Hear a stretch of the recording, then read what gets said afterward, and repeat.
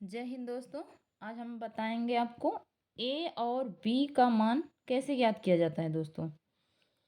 कि यानी कि यह दो समीकरण दिया है और इन्हीं के माध्यम से हम कैसे ए और बी का मान ज्ञात कर सकते हैं दोस्तों। यानी दो पूर्णांकों ए तथा बी ऐसे ज्ञात कीजिए कि क्या है इनका मान हमें आसानी से पता हो जाए दोस्तों। तो चलिए दोस्तों सवाल पे चलते हैं। हमारा पहला सवाल दिया है ए प्लस बी बराबर 8 और ए गुणे बी बराबर -20। यह हमारा पहला समीकरण है। ए प्लस बी बराबर 8 यह हमारा पहला समीकरण है। दूसरा हमारा समीकरण है ए ए गुणे बी बराबर -20। यह हमारा क्या है दूसरा समीकरण। तो दोस्तों हम क्या है पहले समीकरण से चलते हैं दोस्तों कि इसको हल करते हैं।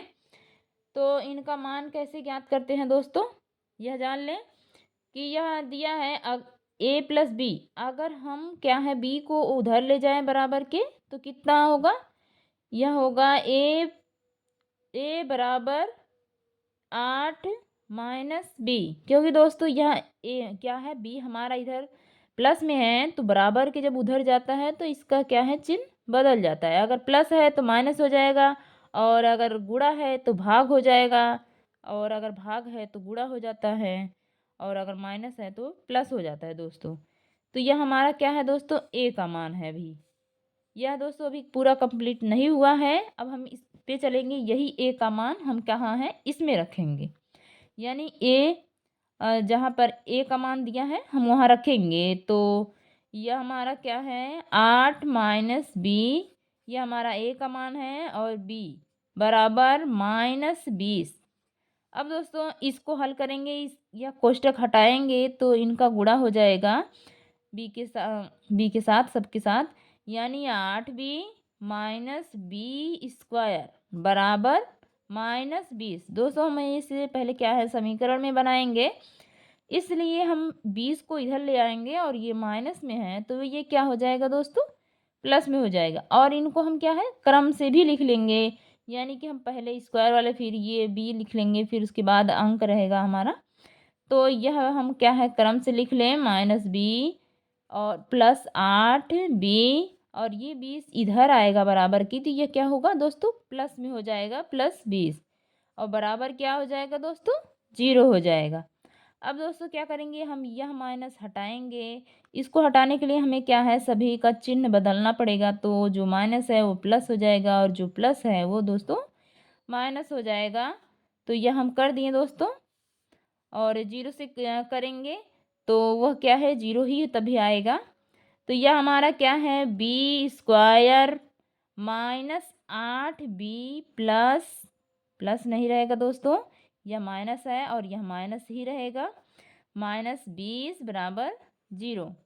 अब दोस्तों इनका हम क्या है पहले गुणनखंड करेंगे। यहाँ पर 1 है और यहाँ 20 है तो इन दोनों का हम गुणनखंड करते हैं तो यह हमारा कितना आता है। यानी अगर हम 20 को दो भागों में तोड़ेंगे तो यह तोड़ने पे हमारा क्या है या हम जोड़ें या घटाएं तो हमारा 8 आना चाहिए, लेकिन गुणा करने पे 20 आना चाहिए। तो हम इसको क्या है 2 से करेंगे, 2 पच्चे 10।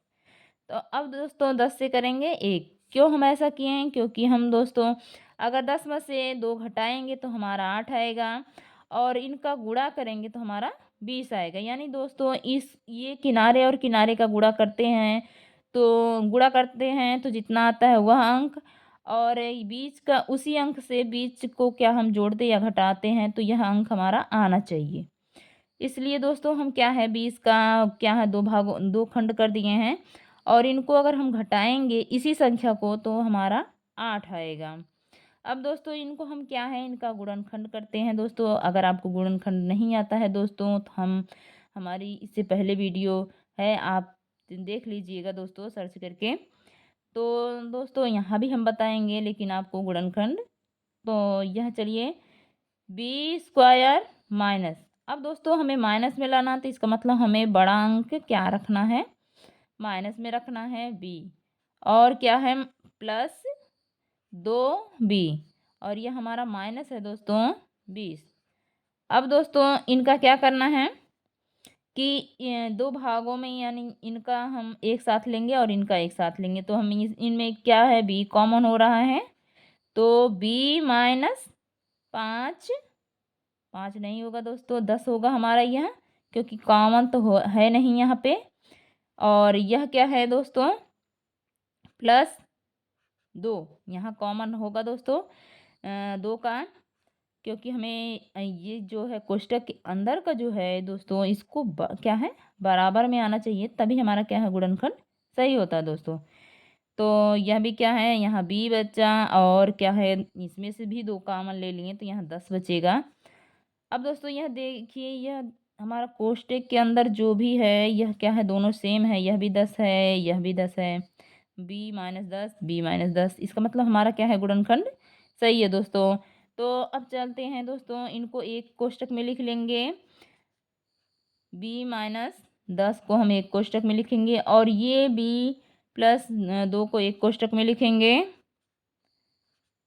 अब दोस्तों अभी तो हमारा कंप्लीट नहीं हुआ है, अब हम पहले इनका मान निकालेंगे। यानी कि अगर हम b का मान निकालेंगे, b-10 का, तो हम पहले इसको लिख ले, b-10 बराबर क्या होगा, 0।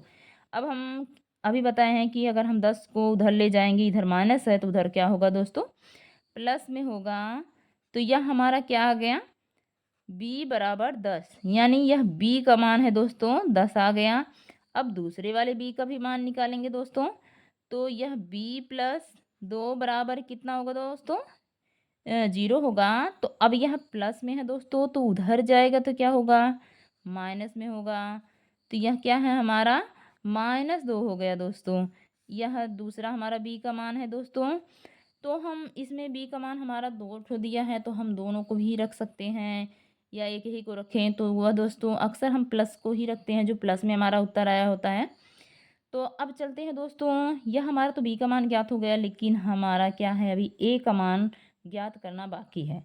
तो a का मान हम कैसे ज्ञात करेंगे दोस्तों, तो यह हमारा a का मान यहाँ लिखा हुआ है, तो इसको हम पहले उतार लेते हैं। a बराबर कितना हमारा दोस्तों है, 8 - b। अब दोस्तों अगर हम पहले में क्या रखेंगे, b का मान क्या रखेंगे, 10 रखेंगे, तब कितना होगा हमारा a का मान, 8 - 10। अब दोस्तों बड़ी संख्या में से अगर हम छोटी संख्या घटाते हैं, तो हमारी बड़ी संख्या के आगे माइनस का निशान है, तो ये जब घटेगा तो हमारा जो बड़ी संख्या रहती है निशान उसी का रहता है दोस्तों।